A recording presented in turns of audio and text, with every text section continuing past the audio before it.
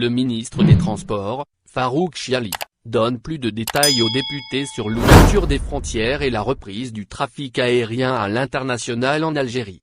En effet, questionné ce lundi 25 janvier par la Commission des Transports et des Télécommunications de l'Assemblée nationale populaire, APN, le ministre des Travaux publics et ministre des Transports par intérim, Farouk Chiali, précise que la décision de l'ouverture des frontières en Algérie et la reprise du trafic aérien à l'international revient aux hautes autorités du pays, selon le site Visa Algérie.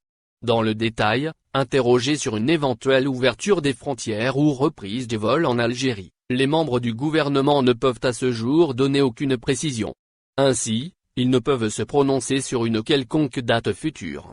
De ce fait, ces derniers ne cessent de répéter que la décision ne dépend pas d'eux. Dans ce sens, le ministre a souligné que les dossiers en question sont du ressort exclusif du président de la République. Notamment, avec l'apparition de cette nouvelle souche du coronavirus, qui paraît nettement plus contagieuse et plus dangereuse, la décision demeure de plus en plus difficile à prendre. Ceci, par peur de mettre en péril la vie des citoyens. Ainsi, de nouvelles restrictions ont été mises en place. De même que le programme de rapatriement des Algériens bloqués à l'étranger qui devait se poursuivre jusqu'au 31 janvier, a été réduit dès le 10 janvier dernier. Est-ce que la compagnie Air Algérie va réussir à atteindre son objectif?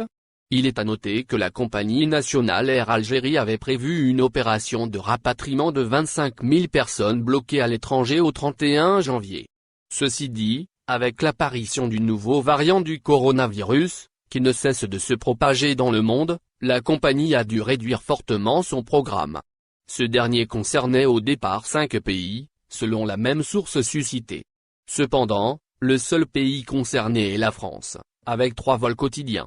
Toutefois, les citoyens algériens qui se trouvent dans d'autres pays peuvent voyager sur le vol en provenance de Roissy-Charles de Gaulle. Néanmoins, il paraît peu probable que la compagnie va réussir à atteindre l'objectif initial qui était de rapatrier 25 000 Algériens au 31 janvier. De même, qu'il serait encore plus difficile de se prononcer sur une nouvelle opération de rapatriement.